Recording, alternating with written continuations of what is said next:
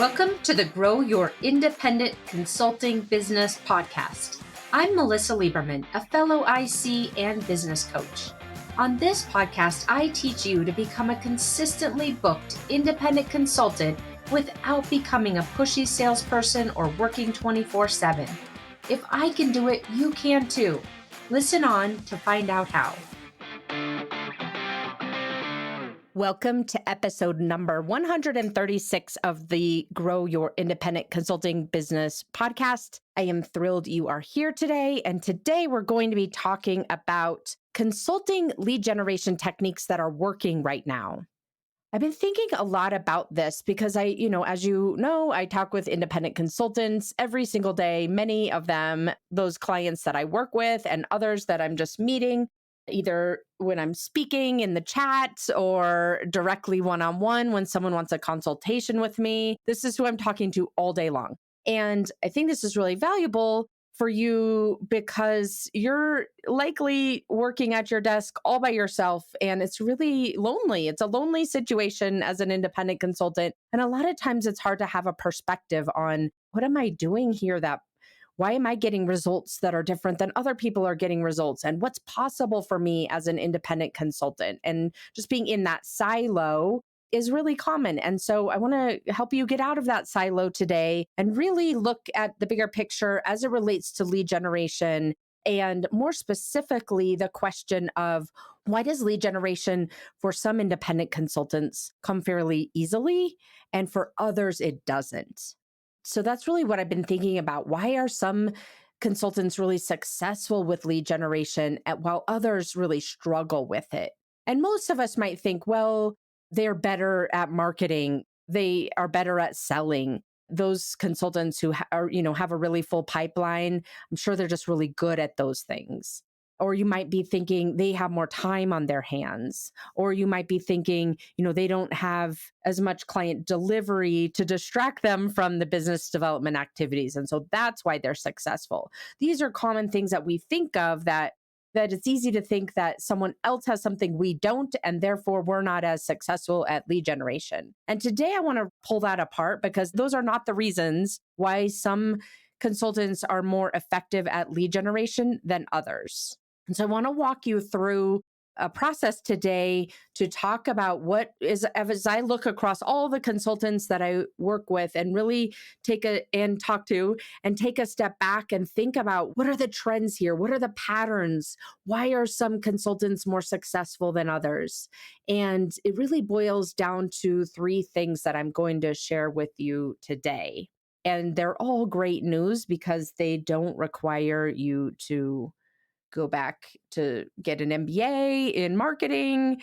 They don't require that really very little in terms of changing your skill set. It's a lot more about changing your perspective. And so today I'm going to share with you those very specific things that you can put into place immediately in your business to start making a difference with your lead generation results.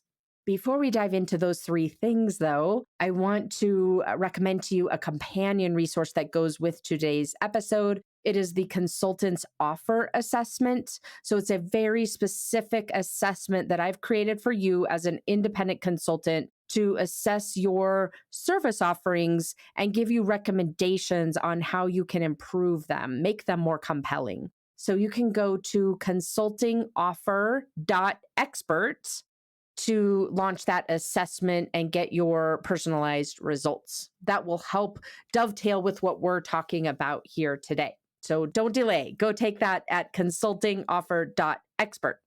Okay, so with that, I'm going to walk you through the agenda and then we're going to jump into those three things that make a difference in your results for lead generation. So first, we're going to talk about the agenda.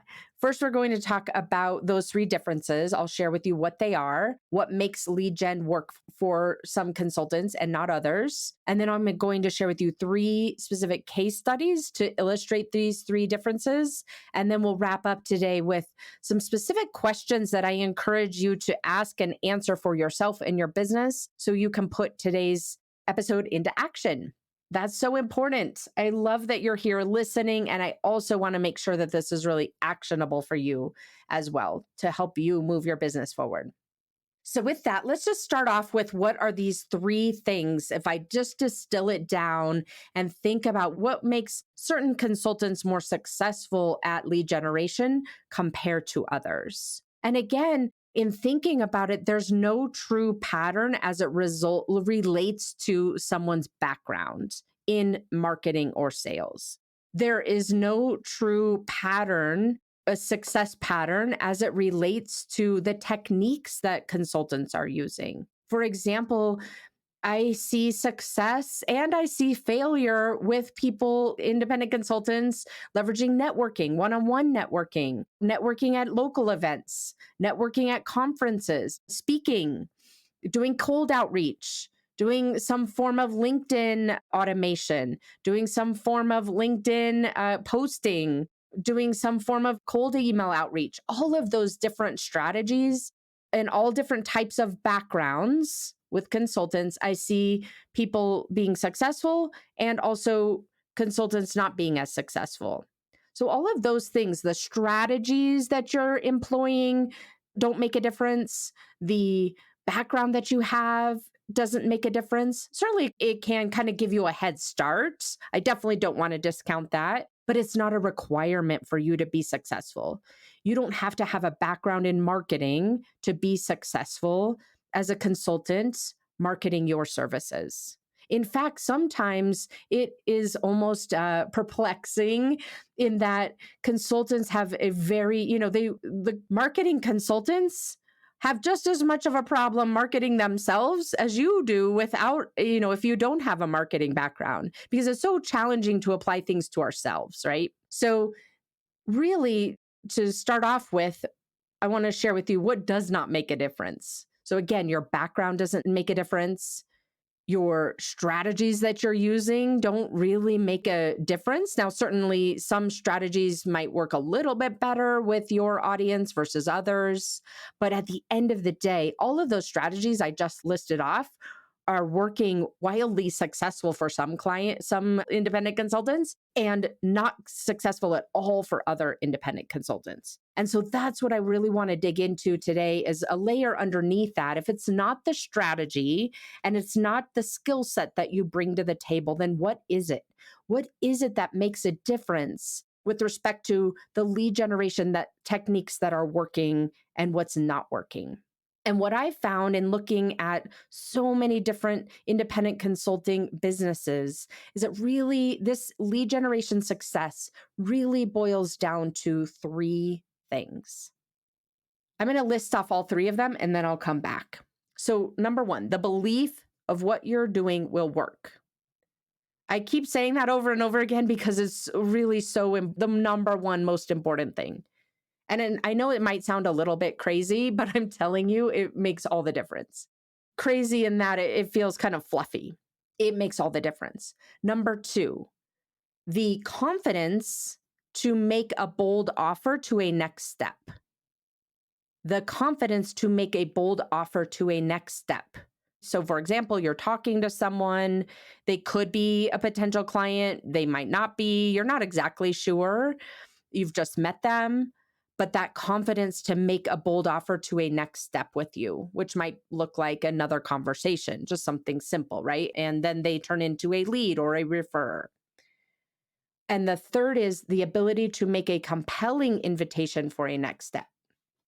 So those are the three. If I'm looking at lead generation techniques and why lead generation is working for some consultants and not for others, it boils down to these three things. And these three things, again, the belief what you're doing will work, the confidence to make a bold offer to a next step, and the ability to make a compelling invitation for a next step. Those three things. Those three things will then create consistency for you. Those three things will then create effectiveness for you.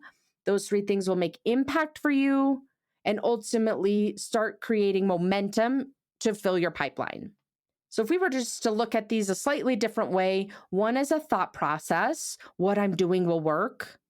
One is an emotion, confidence, and one is a skill, and something to test out in terms of making your offer compelling. So we're going to break down each one of these, and I'm going to do it in using examples. Before I do that, though, I want to just be really clear again about what I didn't say. This is just as important as what I did say. What I did not say, so we're on the topic of consulting lead generation techniques that are working right now to fill independent consultants' pipelines, those lead generation techniques that are working. What I did not say, again, is that those consultants came to the table being, already being great at marketing.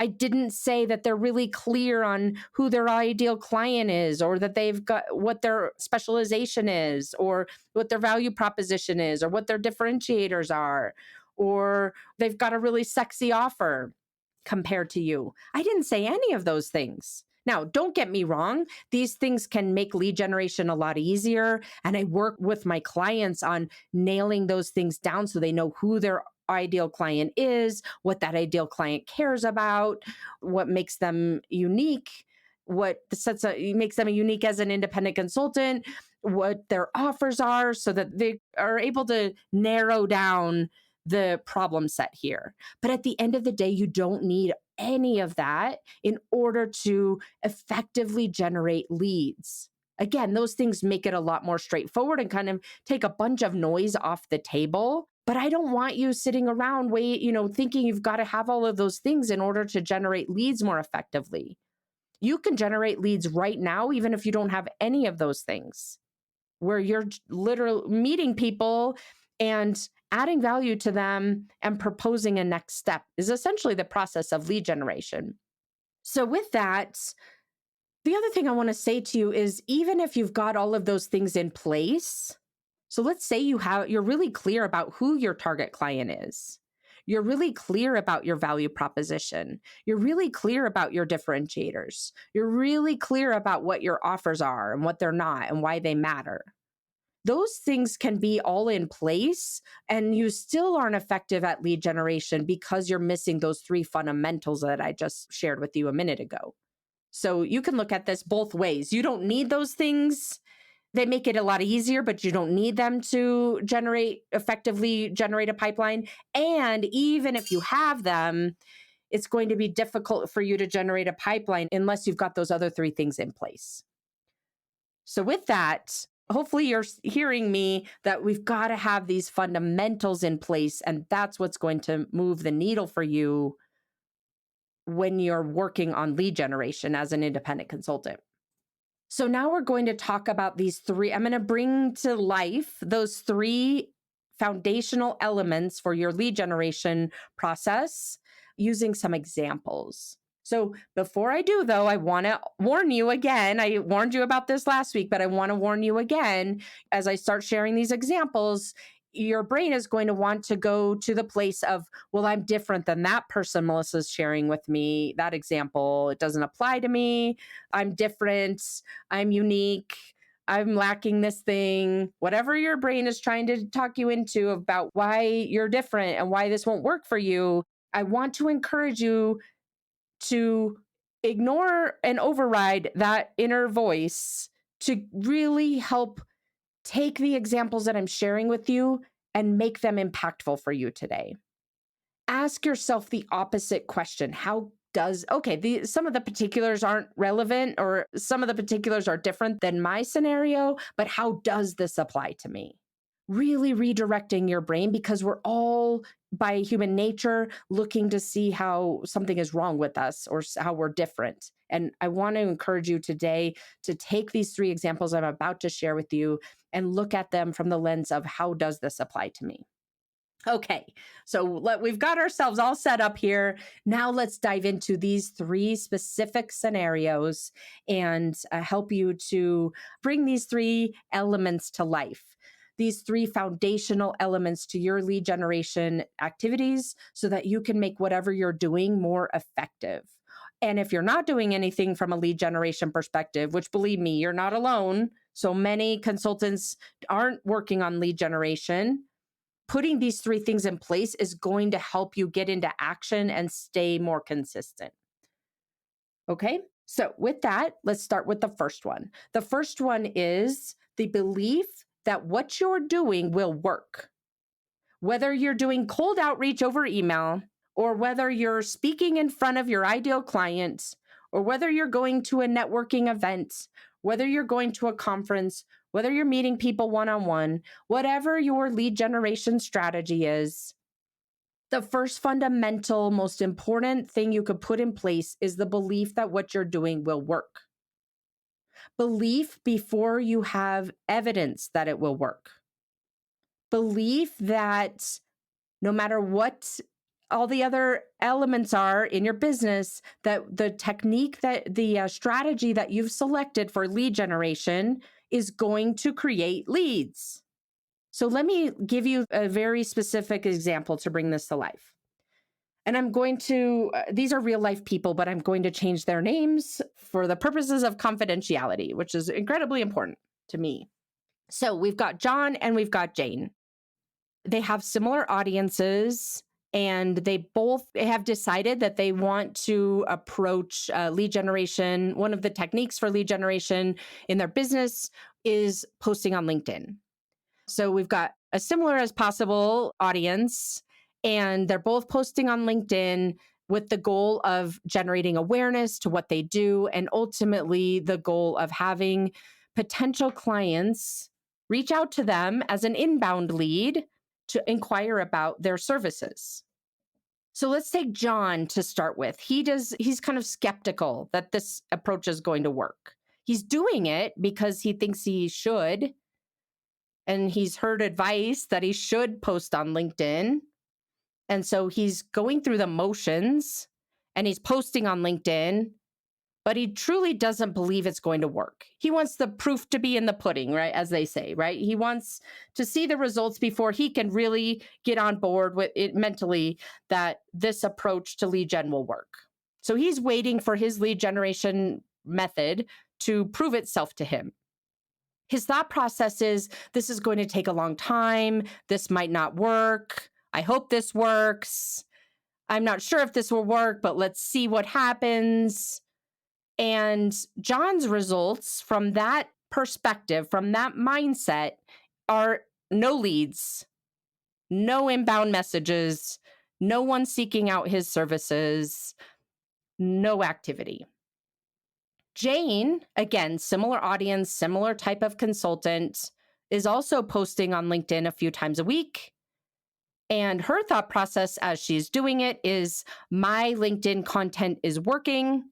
My LinkedIn content is valuable. My LinkedIn content resonates with ideal clients. People are going to reach out to me and ask about my services. That is her thought process. And that is her thought process ahead of time. She thought that way even before she was seeing any results from her posting on LinkedIn. She wasn't waiting for results in order to feel certain about what she was doing. She was really strongly in the thought process that what she was doing and is doing will work, compared to John, who was skeptical and doing it because he thought he should.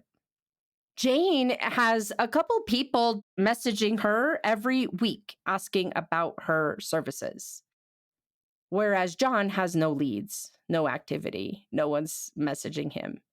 Now, we could sit here and compare Jane to John and all the differences as humans that they are, but at the end of the day, this is an illustration, and I see this over and over again with all different types of people.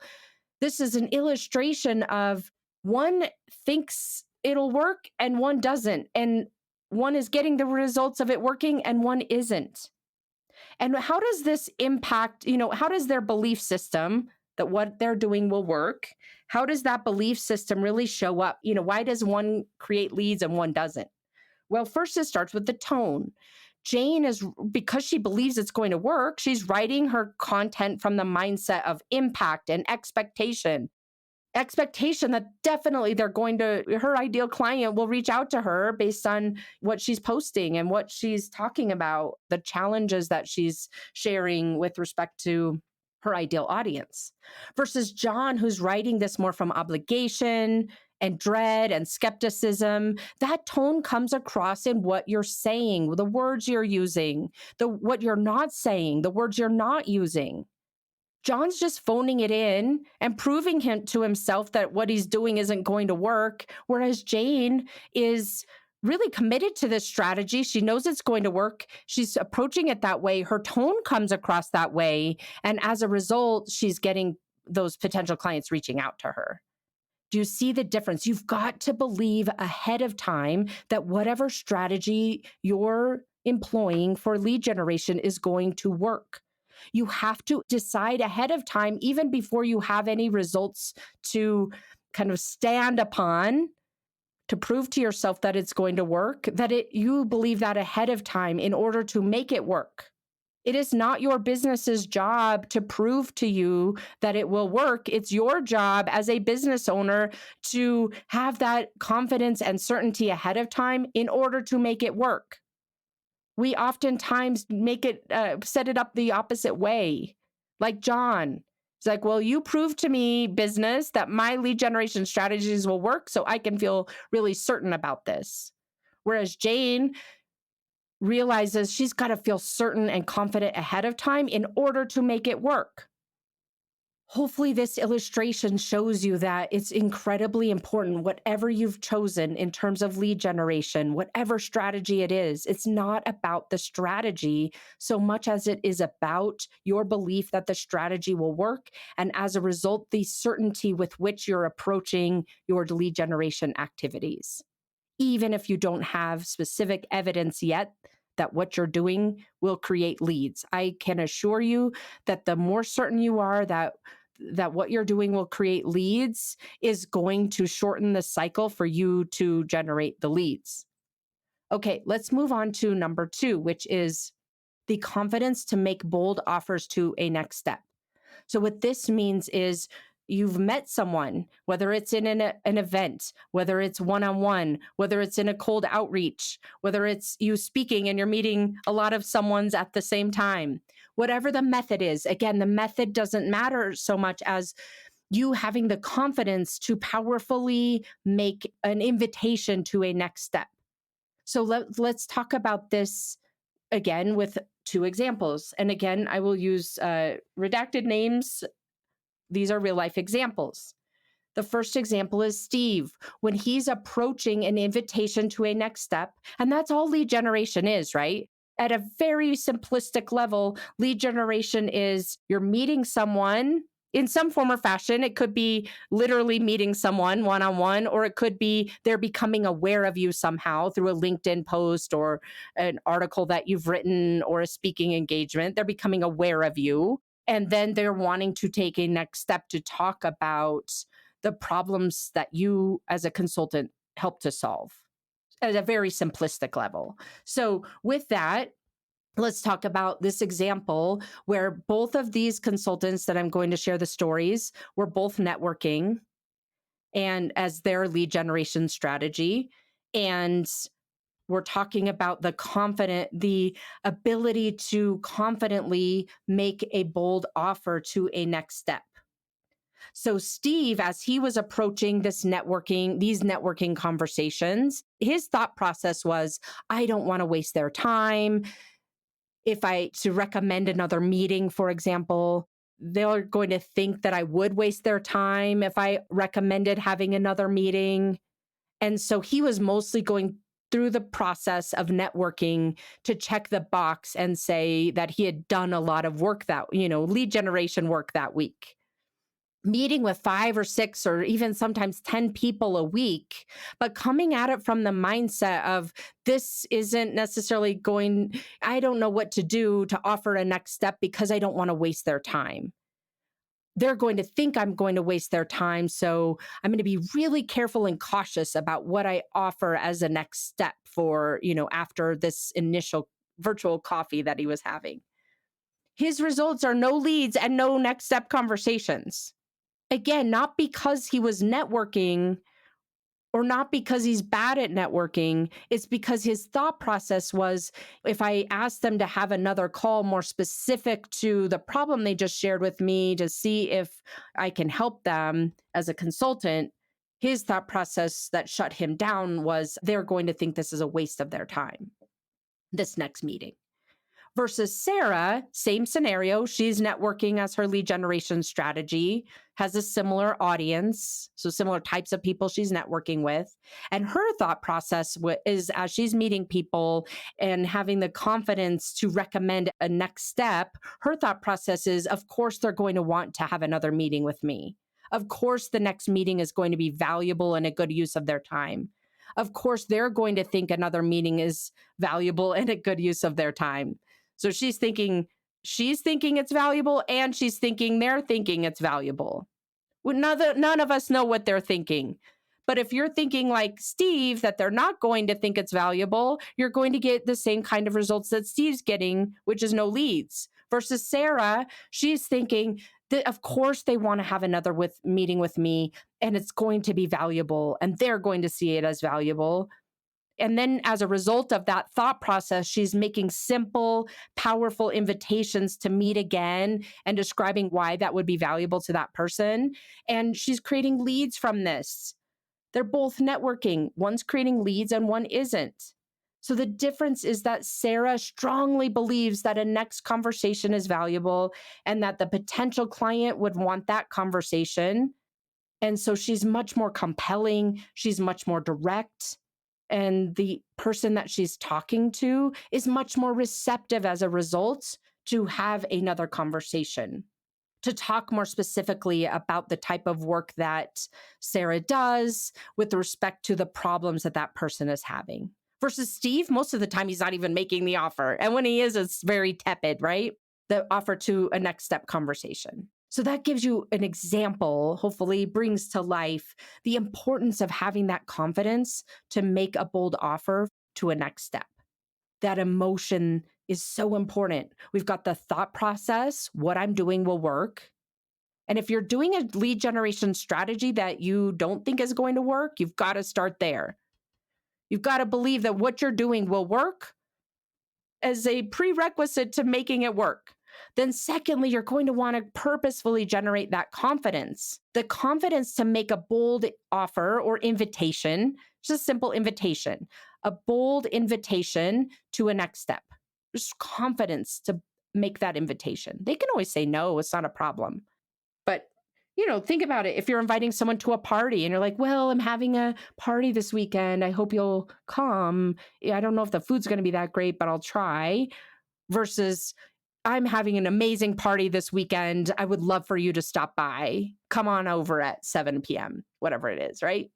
It's very simple. You've got to have that confidence ahead of time to make a bold invitation.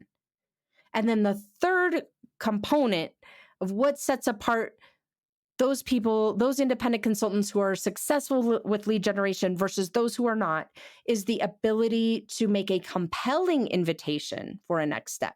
So we've got the confident invitation, and we also need to make it compelling.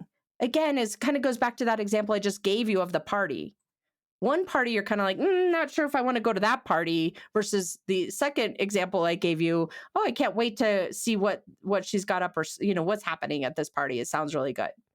So let's talk about this third. I'll give you another example to bring to life this idea of, and this concept and this prerequisite, what will make your lead generation more effective, which is making a compelling invitation to a next step. So again, the lead generation, just a level set here, the lead generation process is as simple as meeting people and inviting them to a next step. Inviting them to a conversation in some form or fashion about what you do as a consultant and what challenges and problems they're having in the businesses that they're running, the business units that they're running, the functions that they're responsible for. That's it.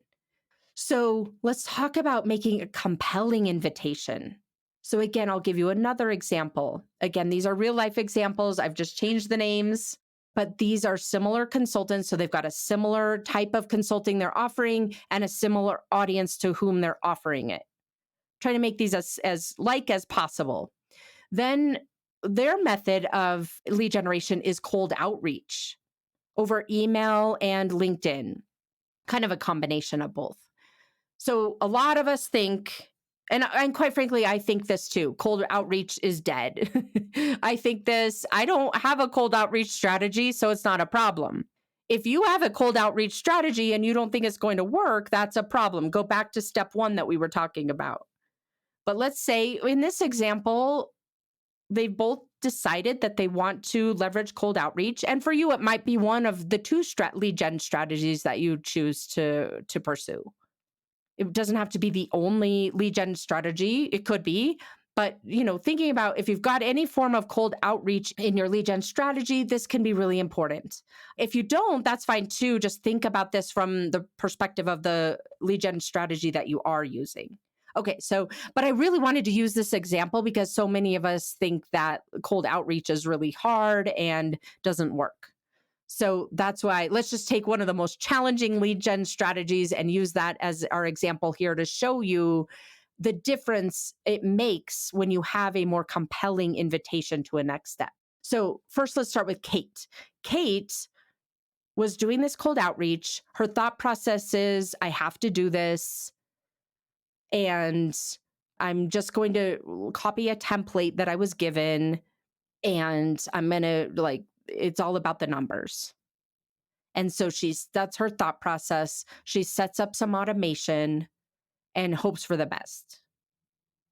And her results are no leads and no activity. And no one's responding to any of these messages she's got flying out everywhere. Curtis, on the other hand, again, he starts with the thought process, the belief that cold outreach will work, that cold outreach does work. He builds a compelling series of emails that are specific to the people that he's reaching out to. He personalizes them. So he's not setting up a bunch of automation. He's spending some time on quality over quantity. And again, he's coming at it from the perspective of the people that he's reaching out to with a specific compelling message versus just, copying some templates that he got, like Kate did. He's assuming that the people he's reaching out to will want to hear from him because of what he has to offer to them as a next step. In his case, it's literally a 30-minute assessment call, kind of an evaluation/assessment call to talk about a specific challenge that his ideal clients are facing. Very, very pinpointed, very, very specific. He assumes they want to hear from him. He puts himself in their shoes about what they're worried about. He thinks about them. Okay, it's Monday morning. What are they worried about? What little micro problem could I help them to solve? And he writes to them from that perspective. And then as he writes to another person and another person and another person, he's tailoring it slightly, but he's making it more specific to them. He's thinking about quality over quantity. And he's getting leads. His cold outreach is creating leads. Kate's is not. The reason why has nothing to do with the cold outreach or Kate's skill set versus Curtis's skill set. The difference is, number one, Curtis believes that cold outreach will work. Back to our first point. Number two, he's really confident in offering a next step. Back to our second point. And number three, he's making the offer, the invitation to the next step, which in his case is a assessment type call. He's making that really compelling to the person he's emailing and messaging in LinkedIn that it solves a specific challenge they're having. He's not checking the boxes. He's thinking like his prospect. He's thinking about what that prospect is worried about and what that prospect wants. And he's crafting his messages from a personal, relationship-oriented place versus from a transactional mindset. And as a result, his invitation to a next step is very compelling, and he's getting responses to his cold outreach. This can work if you've got these fundamentals in place. It's not about the cold outreach. It's about the way you're thinking about the cold outreach. So to pull all of this together, I want to recap those three things, and then I'm going to give you very specific questions for you to ask yourself to start building up a stronger mindset as it relates to lead generation. So again, the three things are, number one, what makes a difference? Why do some people have success with lead generation while others do not when they're employing the same techniques for the same type of audience, same type of potential client audience? It boils down to, number one, belief that the strategy that you're using will work and believing that ahead of time before you see evidence. Number two, having the confidence to make a bold offer for a next step, that potential client will see what you're offering as valuable. And number three, making that invitation to a next step compelling. So it's something that they want versus them thinking they just should do it. Those are the three things that I see making a difference and why lead gen works for some consultants and not for others. So let's wrap up today. I want to share with you these questions that you can ask yourself in each of those three buckets. The first is in terms of believing that your lead gen approach will work. So here are the three questions. On a scale of 1 to 10, how strongly do I believe my lead gen approach will work? Why is it that number? And what would make it a 10? Again, you've got to believe in advance that what the strategy that you've selected for your lead generation will work before it will actually work. Second, to make a confident invitation to a next step, ask yourself similar questions. On a scale of 1 to 10, how confident are you when you propose a next step to a potential client or to someone you've just met? Why is it that number and what would make it a 10? And then finally, with respect to making a compelling invitation to a next step, ask yourself, how could I make the invitation for a next step to those people that I meet who are just contacts right now? They're not yet leads. How could I make the invitation for a next step more concrete and compelling? So that is your work for today. I am going to remind you about the consultants offer assessment. It's at consultingoffer.expert. So it is not .com, it is .expert. Go over to consultingoffer.expert and take that assessment that will help complement what we were talking about today and really fuel your lead generation activities. So thank you for tuning in, and I will see you again next week. Take care. Thanks for joining me this week on the Grow Your Independent Consulting Business podcast. If you liked today's episode, I have 3 quick next steps for you. First, click subscribe on Apple Podcasts or wherever you listen to make sure you don't miss future episodes. Next, leave me a review in your podcast app so other independent consultants can find and benefit too. And finally, to put the ideas from today's episode into action, head over to melissalieberman.com for the show notes and more resources to help you grow your consulting practice from your first few projects into a full-fledged business. See you next week.